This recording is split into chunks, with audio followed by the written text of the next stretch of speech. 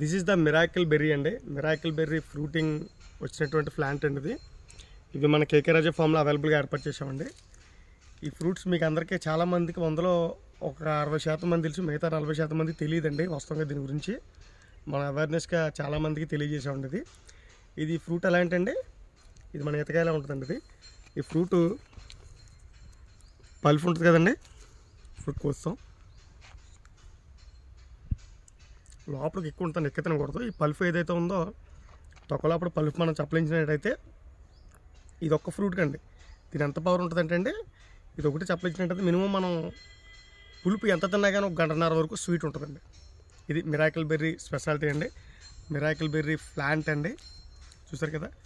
అలాగే మన వీడియోలు మీ కుటుంబ సభ్యులు అలాగే మీ ఫ్రెండ్స్ అండ్ ఫ్యామిలీకి షేర్ చేయండి, లైక్ చేయండి. కొత్త విషయాలు తెలుసుకోవాలంటే మన కడిపి లంక రాజేష్ ఛానల్ సబ్స్క్రైబ్ చేసుకోండి. రోజు 4 గంటలకి మన కొత్త వీడియో వస్తుంది. చూడండి. Thank you.